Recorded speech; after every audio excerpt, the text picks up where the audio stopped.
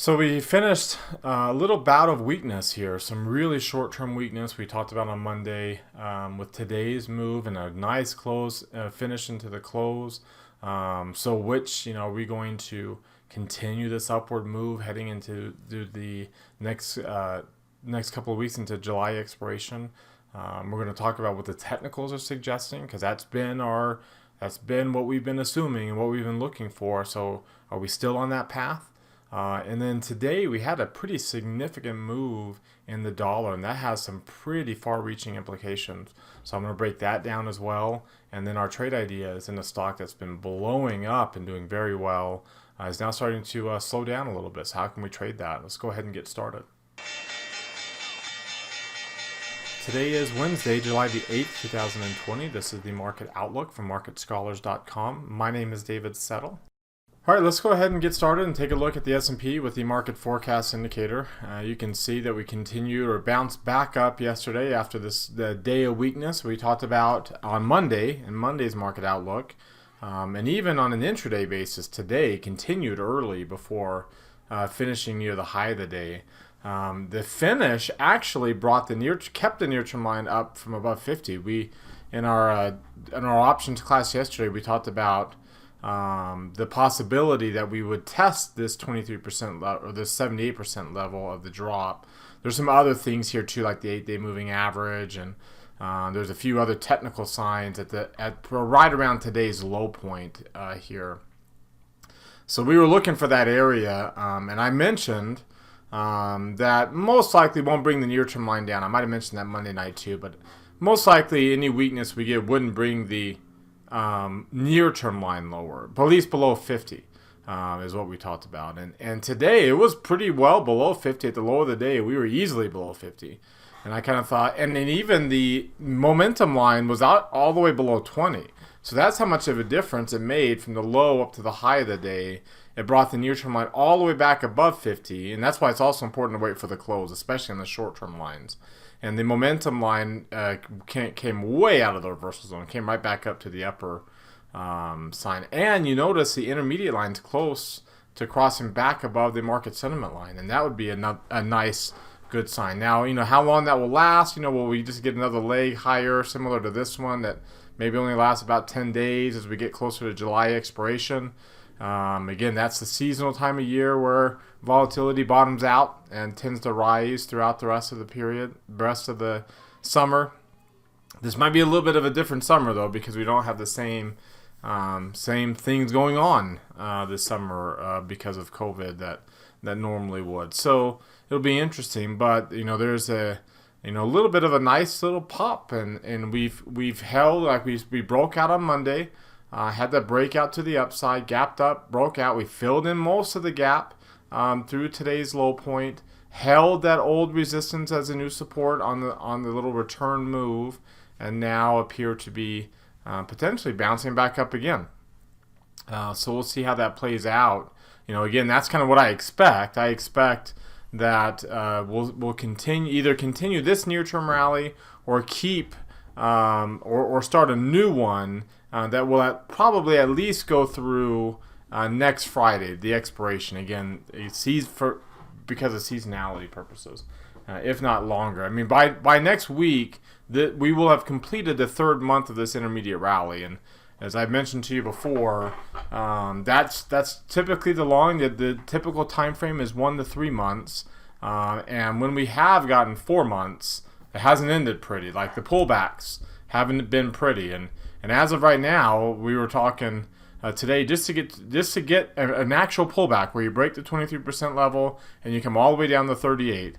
That's kind of like the minimum pullback on an intermediate basis. And if to get there from here, it would be more than a 10% drop from this level. And obviously it would be about 11-12% from this high. That would be a significant drop. Like you would have, people going crazy, and it would be a disaster, right? Markets in turmoil, but it would only be a retracement, and it would be great because then you get some good buying opportunities finally, especially in some of these overbought issues. You might get a little bit of a breather. I would expect the Nasdaq would not drop to the 38% level on that type of move. It would probably only drop to its 23% level, which again would not be a pullback. It would just be noise, and it would be a drop, and you would get light pink shading and yellow line, and most likely opportunity for more bullishness. So that's kind of what I would expect if and when that ever happens. But I don't think it's going to happen until I actually think, and I could be wrong on this, but I actually think that we'll move the zero line up before we hit the 23% line on this rally. And I actually think we'll move it up to this old high point, this old high up in this area. So I think there's a good chance that we make that kind of run over the next little bit. A lot of that's based kind of on the Ichimoku cloud for the S&P. You can see for this red line to stay up above here, we'd have to be flirting with that old high point. So we'll kind of keep our eyes, even though we're in a noisy period right now, we'll keep our eyes peeled for that. The Russell 2000, you'll notice here, if I take a look at the Russell 2000, it's got dark pink shading, and it's still kind of flirting. It didn't really bounce up very much today. It's still flirting with that 23% line that it's broken down a couple of times. Every time it's broken down below it, it hasn't been able to stay below it. We've come right back up above it the very next day, and now we're flirting with the moving average. So we've gone from light pink shading and yellow line to dark pink shading. Remember, that's a bullish pattern first and foremost. What's a little concerning is the intermediate line has fallen below long-term market sentiment and is now easily staying below long-term market sentiment. So that's not a good sign for the Russell 2000. You can see the NASDAQ didn't stay below for very long. The Dow Jones is still easily below. That's not a good sign. And the S&P is back above it, or is close to being back up above it. So which pattern we're going to follow? At least I think for the short term, we'll follow the S&Ps and the NASDAQ. But eventually, that might any kind of bullish move towards next week's expiration might only bring these lines up to the moving average, maybe a smidgen above it before we roll back over. And like I said, we finally get our quote unquote pullback in some of these stocks here.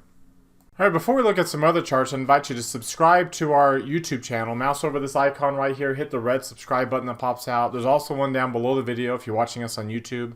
That notifies you when our videos are posted. Also, while you're down there, hit that thumbs up icon. That tells us two things. It tells us you liked your video, and it tells us you want us to do another one tomorrow. It's a quick way to give us feedback. We look at those to see what you think about our videos. If you want to let us know that you like them, make a one click right there. You can do that right now. If you don't like your videos, obviously you don't have to click on anything. Two, comment down there. What questions or comments you have about anything I discuss in the video today? Post that down in the comment section. Join our website at marketscholars.com. There's a link popping out right there, top right corner of your screen. Click on that link. That takes you to a page where you can subscribe to our site for free. Follow us on Twitter for more content. There's my handle up there at DavidSettle42. In between, I post in between the videos, of course. And then finally, join our Market Outlook Facebook group that we've created. All right, so if you're watching us on our website, you can see here, we've also got this Market Outlook live video that I do every day. I do the Market Outlooks. Check that out. We review all old trade ideas. All of our monthly subscribers get access to those videos, as well as all the old ones. I keep all of those, and they're archived on that page. Just click on this link. It's also right here. If you mouse over Market Outlook, click on Live Trade Review. That will get you to all the trades that we ever do in these that I do in these Market Outlooks. I always keep going, right? We manage them all the way to the time that we close them. That's kind of the difference between what we do versus some other people that just might tell you, hey, here's a trade here, here's a trade there. We actually stay in the trades and manage the trades and talk about what we're looking for and when do I get out and why and how and all of that. So check those videos out. Our monthly subscribers also get access to all of our trading rooms, and you can see here we got a couple coming up the rest of this week. Our Q&A sessions for our premium subscribers, as well as tools and access to our community and other things too. So we also invite you to engage with us here on social media. Click this heart. It opens up this window. Hit that like button right there. Click that thumbs up. It takes you to your Facebook page. click on that that thumbs up as well. Again, the more you do that, the more that benefits us, because then Twitter and Facebook will promote our content to all of our followers on those accounts. It benefits you because they will promote content in your timelines from the accounts that you engage with the most. We try to make it really easy for you to engage with us really quickly right here with one click. Like I said before, you can do that right now while you're watching. All right, now let's take a look at the long-term chart here. And you can see the nice, good bullish candle that we're going to finish this week with, barring anything drastic over the next couple of days. That's a good bullish Heikin Ashi candle. Again, higher high, higher close, no lower shadow, right? That's the three things you like to see.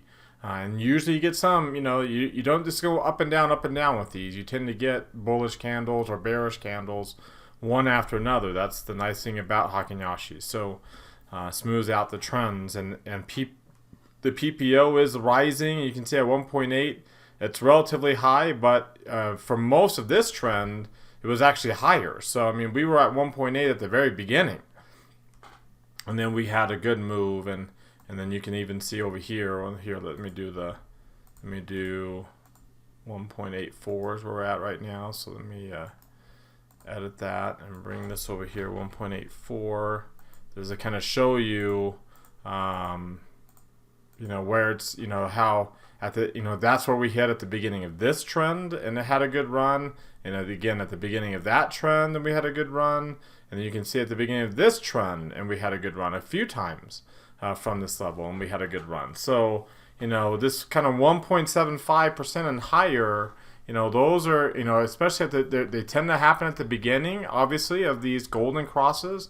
And we could go for a little bit. We don't tend to, the only time that we kind of had, a golden cross that didn't last very long was right there. And of course, we never did get up this high on this one. And every other time that we've had these golden crosses, they've lasted a while after we've gotten the 1.75. So, there's some good opportunity here. We're not extremely overbought in the least bit. There's opportunity for us to rally. And one of the charts that I have shown you before here is the relative strength of small caps to large caps. And you can see we had the highest close on QQQ relative to IWM this whole period since we went parabolic on this COVID decline. Since we really went parabolic, we were already pretty bullish. We were moving well far away by the time we even started the COVID decline. Q's had a really strong start to the year and pulled away from the 50-day moving average more than it had. So it had a really strong PPO. Or MACD, excuse me, this on the daily chart. There's the PPO down there. You can see the PPO now has crossed above its moving average again. The MACD is really strong again, coming up off these low levels, and it's making a little bit of a run here. Very, very strong run.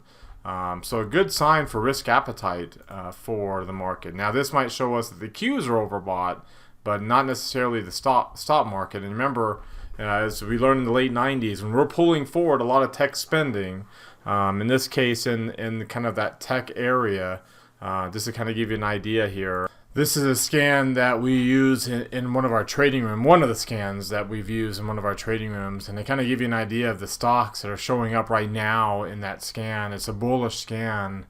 You can see a lot of communication services companies and very strong, a lot of fintech type companies. You see Fastly's there, Tesla, Square is another fintech, CrowdStrike, Shopify down there, Teladoc, DocuSign, Twilio, Zoom is on here. There's Amazon, Wayfair. You saw Shopify, at Etsy, I believe even eBay. There's eBay as well. So a lot of online retail, not necessarily the brick and mortars. Marvell, and a lot of tech names, Taiwan, Nvidia, Netflix, Baidu, Apple's on there, Adobe. So a lot of big names. These are some bullish stocks that are on very strong bullish trends. And that kind of shows you, what's bullish and what's being pulled forward. It's the JDS. These are the JDS Uniphase of the late 90s, the Qualcomms of the late 90s, when we were building out the big networking to connect the world together back in the late 90s. Here, we're building out the ability to be able to work from anywhere and connect people in their work online digitally rather than always having to be physical locations. So it's a lot of tech spending being pulled forward. And so as we learned in the late 90s, even though a lot of these names are pretty overbought as they are, excuse me, on this chart here, that are pretty overbought, doesn't mean that they can't be more overbought. In fact, the PPO back in the late 90s, if I were to go back, you can't really see the beginning because we don't have the data for QQQ or for both these ETFs in the late 90s. But if you go all the way back here, by the time 2000, remember the market peaked in March of 2000. By the time this bottomed out, the PPO, the 15-200-day moving average, bottomed out. It went down to 30%. So it kind of gives you an idea of how bullish it was because it's an oscillator, right? Usually it goes up and down and around the same levels. The peaks and the bottoms, you can see all the other bottoms around negative 5% and all the other tops around positive 5%. So it tends to oscillate up and down the same level. So for us to get that low means we're pretty bullish ahead of it. And here we're just barely up to the 15-16% mark. There's an opportunity that we could go up towards the 20s, and that's about where we were, in the 20s and close to the 30% mark by the time it peaked over there. Let's take a look at the 3 green arrow chart here really quick, and you see, obviously, 3 green arrows. So the histogram is still kind of doing its thing. You can see it's still light green. Dark green is when it starts to turn down. Stochastics is still rising, and we're still above the 8-day moving average. That was one of the, in fact, we talked about that yesterday, that during this weakness, because we were actually at the high of the day when we were having our options class yesterday, trading room. But we said, okay, during this pullback, this weakness that I mentioned to you in the market outlook on Monday, we said look forward to come towards that 8-day moving average because we were so far up above it at the time. And lo and behold, that's what we ended up doing here. You also see, too, that we got down to the top of this little volume node right here. By the end of the day today, stayed in the strong bullish. See, this is the really bullish quartile. This is the really bearish quartile. We've only spent one day there in the real bearish when we popped right back. That's when we hit the 23% level there.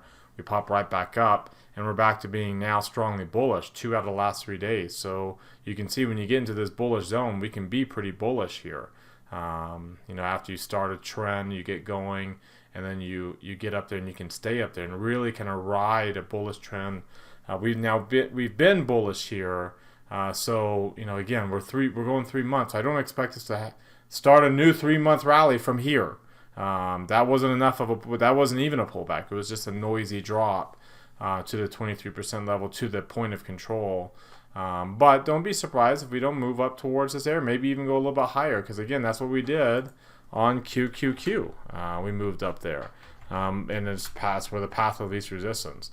But you notice for IWM, for us to get up to even to 155 would be its point of control. So we can make that run. We were just there a while ago, and we came down in a couple of days. So we can make a pretty decent run to catch back up to that. But you can see why, how and why there would be a ceiling there, because that would be a pretty strong resistance level for us to try to get up and break through. All right, now let's look at the intraday chart. And you'll notice the move up to the upside, a little bit of a jump in volume there. We always get that at the end of the day. We did not get a higher high. The green, the orange line's a lower high. We got a slightly lower low, so it's not the most bullish. But we were kind of sideways, and you can see how there's the near-term drop. This is the near-term rally we're on, and there's still a path of, the path of least resistance is to the upside. Not, there's a lot of resistance to the downside in terms of support down here that can keep resistance that keep us from falling. That's what support's called.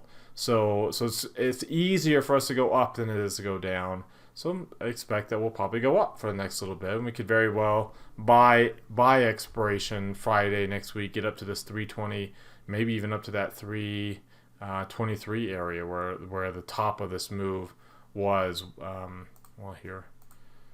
There's the 323 level, this old high point. Of course, if we're going to flirt with that, that's probably going to, if we were going to get back to that high, it's probably going to be after July expiration. But you can see how easy it would be to get to the 323 level and retest these highs again by that July expiration.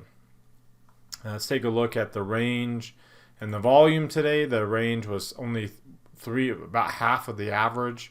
No gap to worry about here. The volume really low at 54 million. But again, remember, that's not a bad thing. Like 54, like the volume dropping and the volume dropping and the ATR dropping, there's still plenty of room for them to drop to get to consistent bullish trending levels. So we're not anywhere close to, like, even here, we're still not breaking the 90% mark. And staying there to be able to say, okay, here we go. As you can see back here, we break the 90% mark. We're on a trend now. We're still not there yet. So that's, we can kind of flirt around with this for a while, but it's not until you break the 90% and stay down there, that's when you're established, right? When you break the 1% mark on this chart, ATR drops below 1% of the price. That's when you're established. And again, that's when your ATR gets below 3 points. We're still at just barely crossing below 6.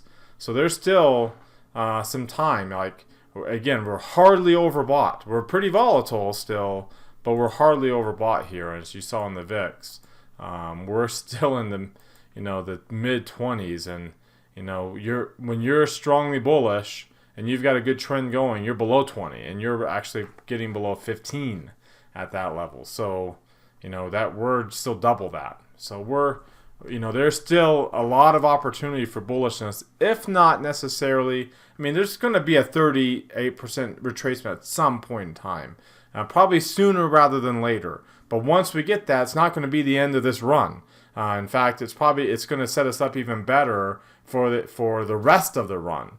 That what this chart's telling you, there's plenty of the rest of the run left to come.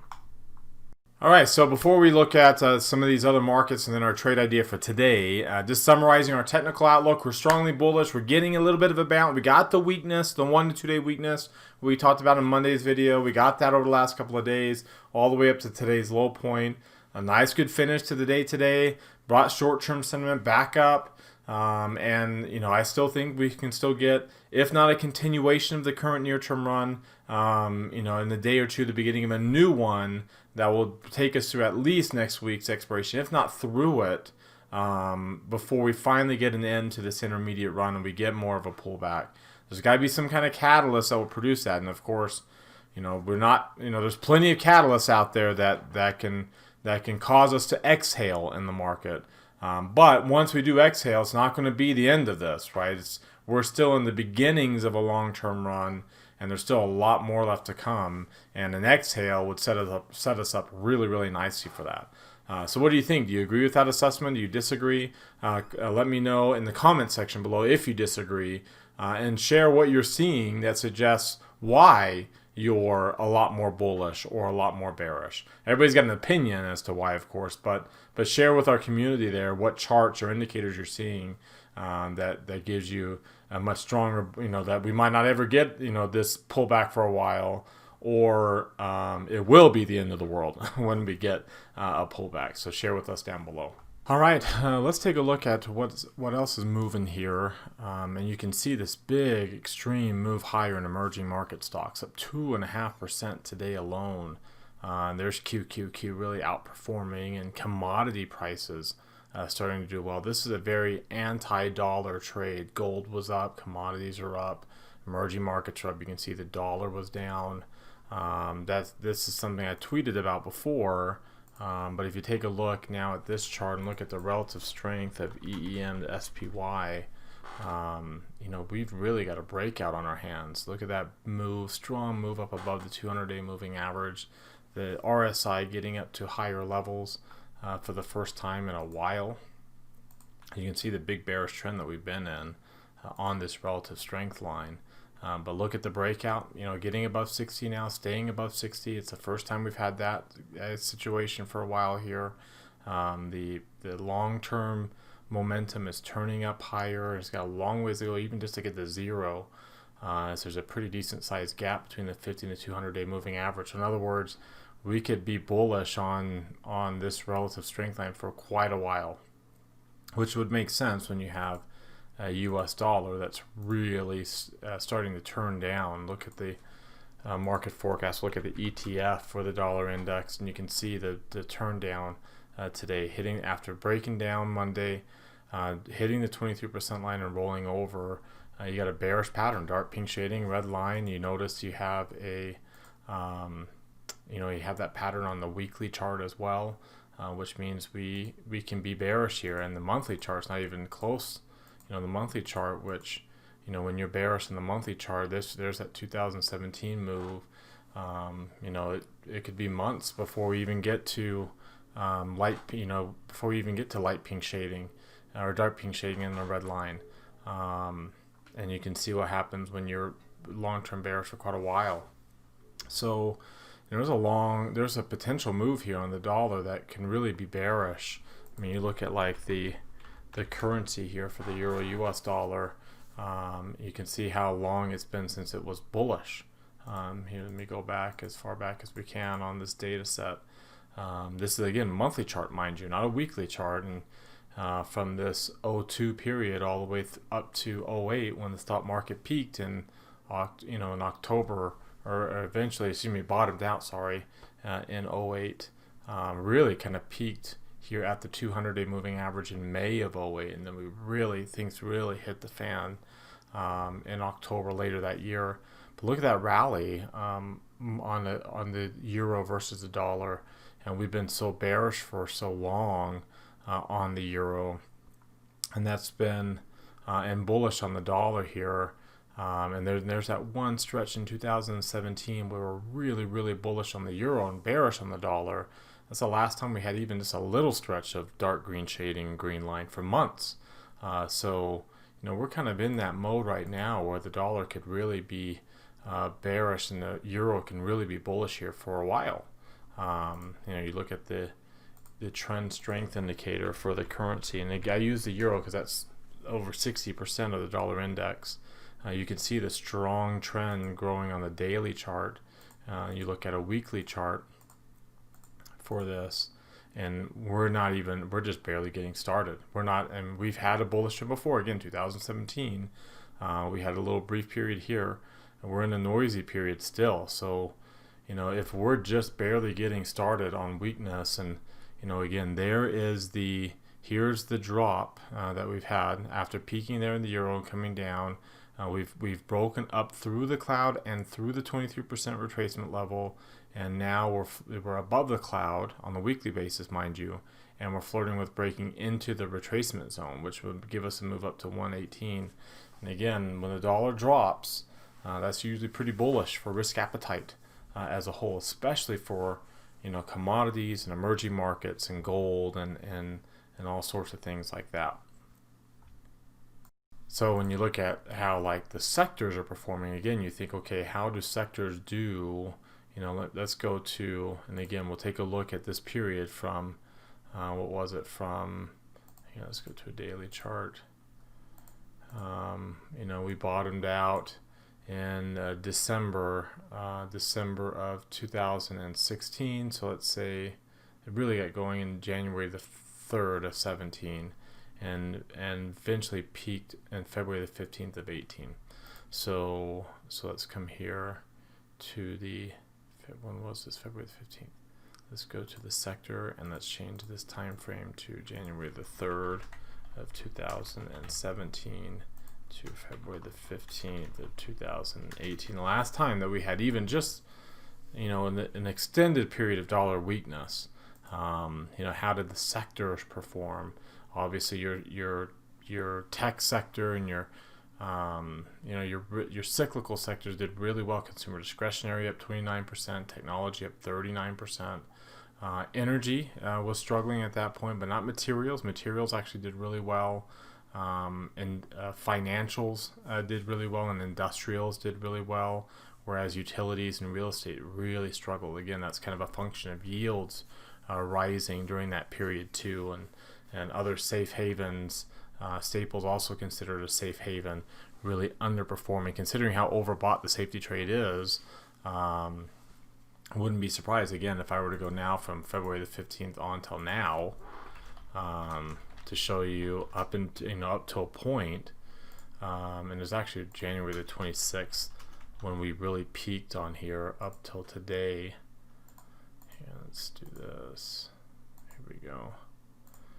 You can see there was a period right before the COVID hit that utilities and real estate were still very overbought, and staples had been outperforming these other cyclical areas too.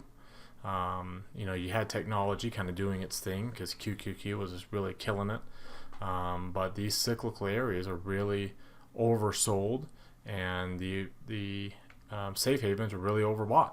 And so now there's an opportunity for the dollar weakness to shift that around a little bit, which will be good for us heading into an actual bear market, where the safety trade will be oversold and we'll be able to have something to buy and move our money to, so that we can protect it a little bit better if and when risk appetite does start to drop, and risk aversion prevails for a longer period of time than just a 4-week crash period like this. Today's trade period is actually in this consumer discretionary space. That you can see is starting to pick up a little bit, but it's had a really good run off of that low point. And the stock in question here that I wanted to look at is Home Depot. So you see it had a good run, really, really, really good run. But you notice its intermediate line is well below its market sentiment line. And it's just kind of flattening out here. If you see its Bollinger bandwidth has come down to practically nothing after being so strongly bullish, and it's really kind of been grinding. You look at its trend strength indicators, and you notice that it's not very, it's still above its cloud, but it's lost that strong trend and now is in a really noisy period. You look at its DMI, and you see that that both these directional indexes are between 20 and 25, so we don't really have a bullish or bearish pattern. As a result, you have the lowest ADX value that we've had since back in here, in this sideways period that we had. You look at the long-term PPO, price percent oscillator for Home Depot, and you can see we're pretty high relative to where, to its peak in the past. And there's an opportunity for it to not necessarily has to come down, but slow down, right? Slow down some of this pace that it's had up to this point. Lots of transition candles. This week's candle, not at, it's pretty bullish, but not nearly as strongly bullish. Like, we're not getting a higher high on it. So in fact, we're kind of, if you notice, you can almost get a little triangle coming down these highs and up. So it's a pretty sideways price action right now. So what that usually means is that we can do a iron condor on this trade. So if you take a look here, we'll go look to July. We actually have a trade on this in July in our classes that's coming off the books here at July expiration. But we'll take a look at selling the 225 strike price. Here, let's go to this one here. So it's a 20 delta. We'll sell that 20 delta. Sell the 270 strike, buy the 275, and buy the 220 for protection. So what that does is it gives us this range for us to be neutral. And it does have earnings coming up, so we do have to be aware of that. But if you look at where our break evens are, with the volatility of the earnings, there's my risk to the upside. And again, we're not too worried about the moves to the upside because we've already made, and we're starting to really slow down here.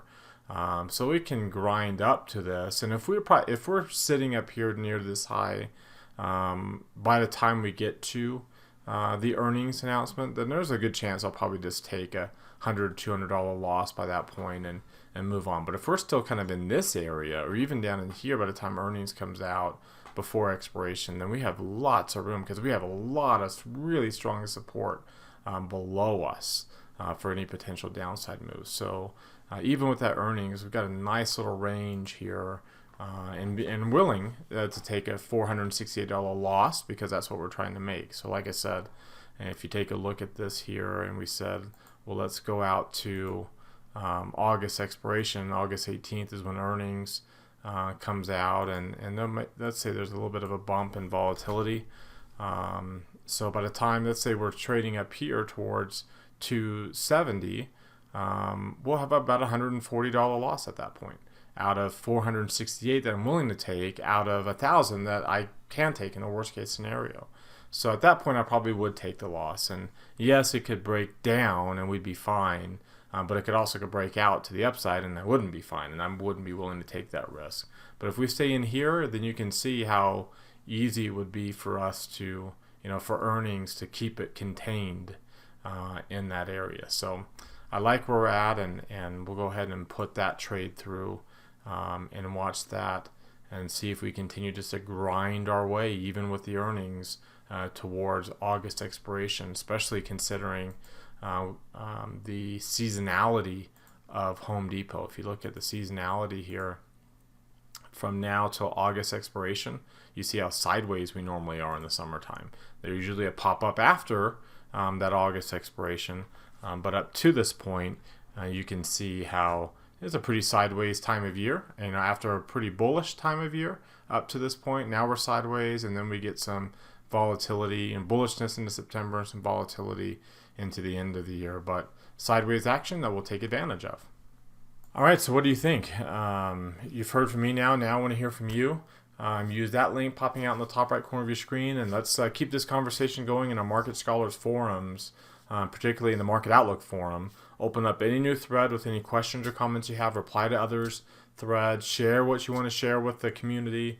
Again, thank you very much for watching. Remember to subscribe to our YouTube channel, hit that thumbs up icon, comment on our video down below. Follow me on Twitter for more content between the videos. Join our community on the site at Market Scholars for free, our Market Outlook community, as well as the Facebook group that we created. Have a great rest of your Wednesday night, everybody, and we'll see you all next time.